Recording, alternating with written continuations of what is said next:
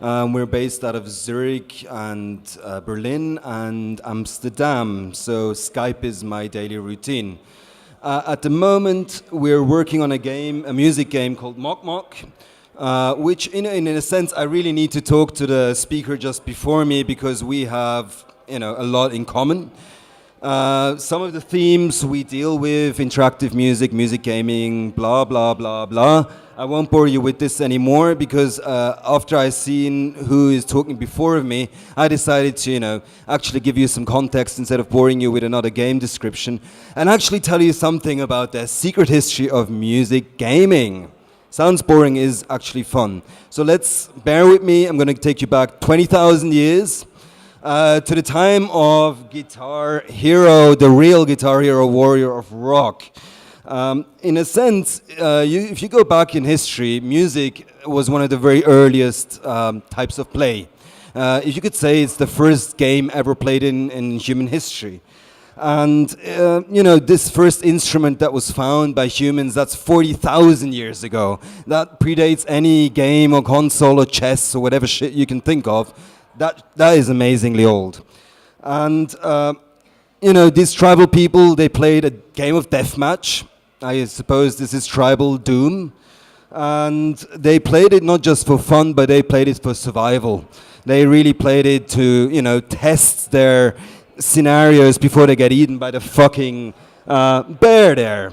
So music played a really crucial role back then because it helped people communicate through distance before an iPhone existed. And it had a really crucial role culturally too. In a sense, the tribal people also had music as a first form of entertainment. So, this picture really shows that they had achievements at the time. Being a very good drummer 40,000 years ago gave you an awesome Xbox achievement and so forth. And they played it as an existential game, not like we're playing games today where it's all fun and just, for the joy of it. They played it because they wanted to survive. And, they ran naked and they tried to survive. And at the same time playing some awesome beats. We can only think how amazing the music was because unfortunately there is no recorded music at the time or any games of that matter recorded. So moving forward, just very quickly, 5,000 years ago, we get to the ancient Greek, the great civilizations of the time, where these people finally actually started to, develop real systems behind this. And I personally would call it the first game mechanics of history, at least sophisticated game mechanics driven by mathematics. So we're talking about, timing, tempo, rhythms, we're talking about harmony and changes in these things in one song. And this is all 5,000 years ago. And many of these mechanics developed back then are still more sophisticated than many games mechanics we develop now. So it is always good to go back and have a bit of inspiration from the Greek. At the same time, with this kind of innovation, we had an explosion in interface design, kind of not unlike what we see today. So now we got iPads and phones and all that crap, and back then it was flutes and guitars and all that was very new and exciting. So you can imagine probably kids lining up in front of a flute shop for a couple of hours to get their new flute. Of course, war has always been very a popular game. And at the same time of that big development with the Greek and Romans, you had an expressive style that started to emerge. So individual artists had a different style, and in a sense, that's the beginning of modern artistry, which all of you right now, aspiring artists and indie developers, that's where the shit started, really. So moving forward, big jump. Let's forget about the boring medieval times. I'm not a big fan of it. We get to the medieval European times where now, for me at least, this is the kind of emergence of massive multiplayer music gaming. And this is the first game in human history where you have 100 people or more actually collaborating together to create something together. And, at least in my knowledge, this is the first time we see it. And I would call it the world of musicraft or something. This is 500 years ago. And obviously we grew up with the amazing results of that era. The only other game at the time that had as many players as a classical instrument was war. And war, frankly, isn't as fun. I really don't like it. And, in a sense, the orchestra was the big game at the time. As well, these guys, they built the first arcades, which is the concert halls of the time. And, we took a lot from them. Moving back 100 years, where it really gets interesting, you see the emergence of indie studios, in the music world at least, where now the instruments and the techniques of playing an instrument finally get easy enough for masses to access it. And obviously, like we see now with games, you see the emergence of smaller teams that do more innovative stuff, that do it with more, personal risk, but they do more interesting stuff, arguably. And, in a sense, also the experimental music we know now and love now, electronic music we call it now, but 100 years this was really experimental, started in that time from smaller teams that had huge risks on the line, and they did that. And, we all love that music now. The problem at the time, and I arguably still now, was that the interfaces were extremely hard to master. And that fact limited the audience of players to just a few people. And it was a real shame, because playing music is one of the biggest joys I personally experienced in my life, but it's impossible. And, in a sense, I feel like we're still at that point right now where we have these largely complicated fucking control schemes, and it is just a shame. And, I compare them, when I show it to my girlfriend at least, I compare them to these instruments, and there's an aha moment there. Moving back 50 years ago, finally, we get to the interesting part where all you guys work with this instrument right now, the birth of the modern computer, 0.0001 megabyte of RAM. I don't even know if this is accurate, but fuck it. And it has its own power plant, so, that was the golden age. Of course, not far after, we get the first games. Awesome games. I hope you all played that, powered by an amazing GPU with 0.001 teraflops of performance. And at the same time as the computer revolution was happening, which is an interesting historical coincidence, we got the hippie revolution happening, which is all love and peace and the sharing of information and art and all these concepts exploding.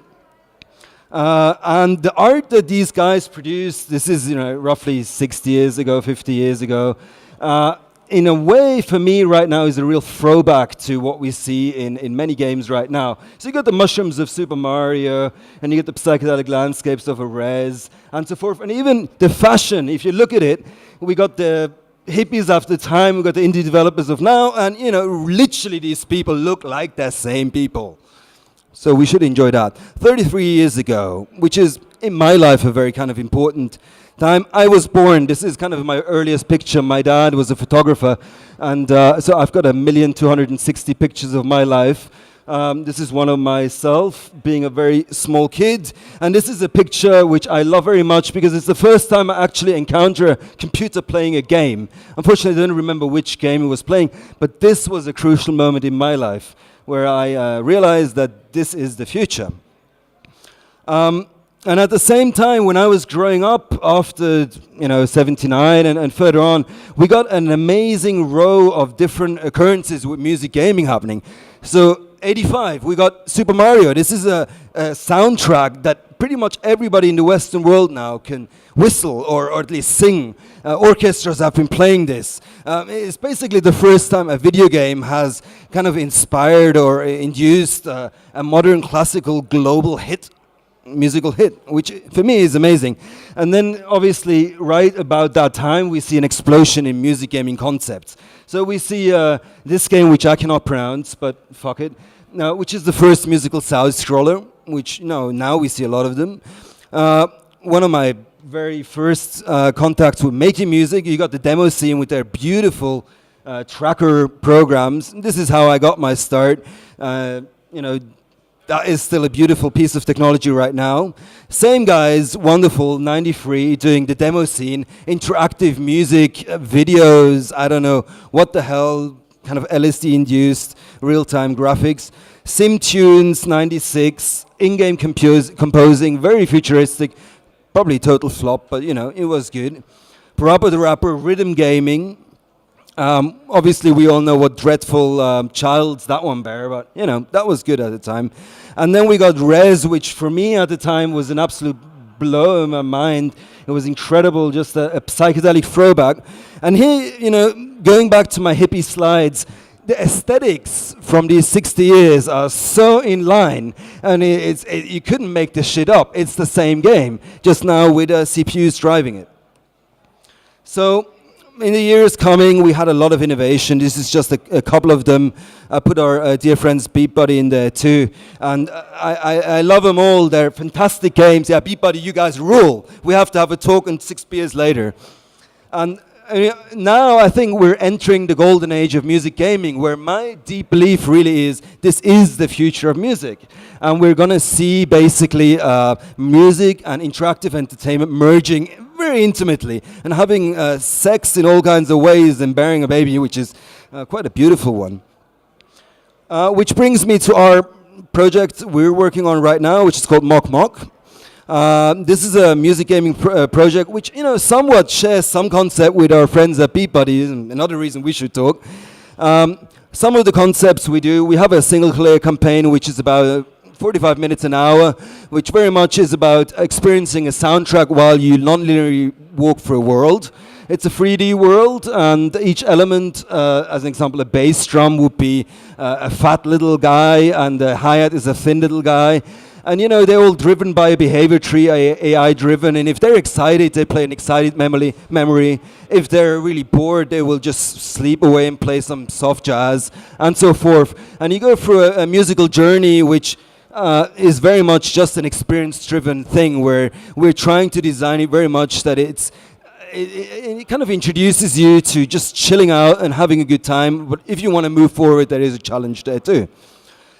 We built in a kind of elaborate composition and sharing tools where you can actually take any creature in the game and you can completely manipulate its melody, change it, whatever, and actually put that music back into the single player and share it, you know, so you got a million types of these variations of this single player campaign. And the main kind of thing that has been amazing us in beta testing now is we got an online jamming component where you can meet with 16 buddies online. Oh, bloody hell, I said buddies. That's a mistake. Sorry. And jam. So 16 players. We've had some really amazing jam sessions lately. I think the kind of form that has been getting the most traction is I play a bass drum, you play a hi-hat, he plays a melody and so forth, and we all jam together, and then the guy with the gabba bass drum comes and with the death metal guitar and destroys it all. So it's a tricky problem, but there's a lot of fun to be had with it. And I think kind of the concept of online massive collaboration and actually not knowing after 6 iterations of a song who actually composed this thing is utterly fascinating for somebody like me as a game designer and musician. Let me quickly show you a trailer we released for that. Music. How do I get that?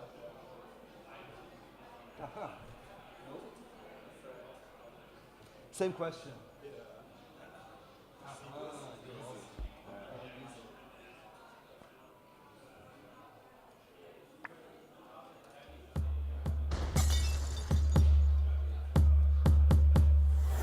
Cheers.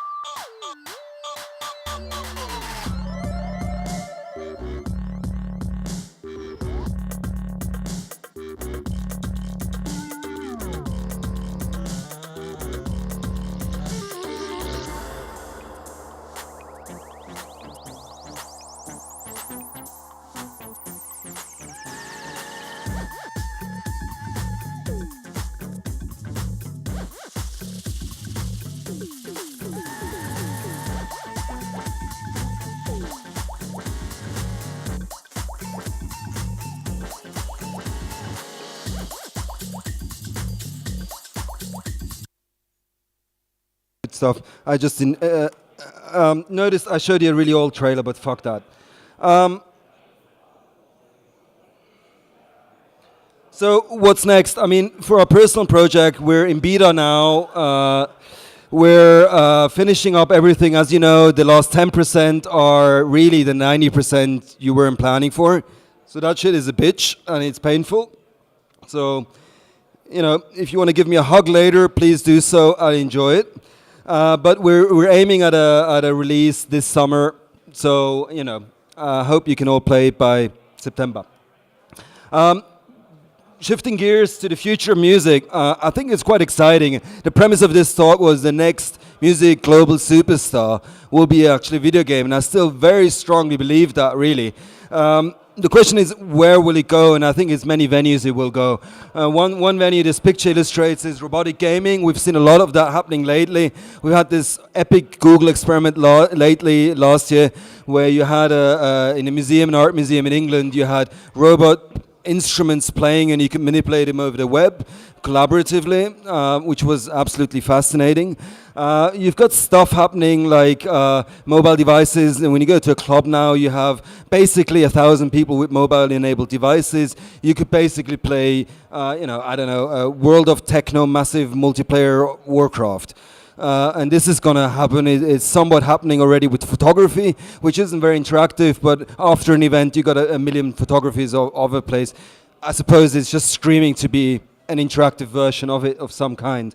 You know, we've got virtual mega pop stars in Japan. That's emerged in '95 already. It's still going on, where you have completely computer rendered virtual pop stars that actually drag an audience of millions. And that's Japan, I know, but I love Japan, so I understand that those people quite well. That's a matter of time till we come here. As soon as we have photorealistic rendering and stuff, believe me, Lady Gaga won't be real anymore. It will be a rendering, clearly. So we're heading to a world where music and interactive arts or gaming are completely about to merge.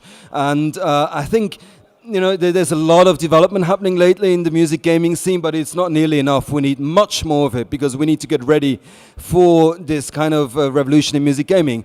And at the same time, in classic music, where this is my background, I had a long career in music. I've worked with all kinds of people, commercial people, which I'm ashamed to say, like Shaggy and stuff. But, you know, I had a good music run in career in the music industry. But that shit, to be honest, is utterly boring compared with what you guys are doing right now. There's just no interactivity, which is arguably the art of the 21st century.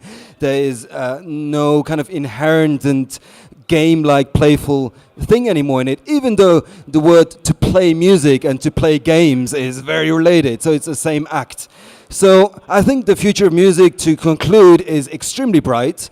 Now we will see a hybrid media, or already now see it emerging, which I'm personally terribly excited about. So thank you very much for your attention. I hope you all play our beta. Come to our website, mockmock.com, and if you have any questions, please just ask me.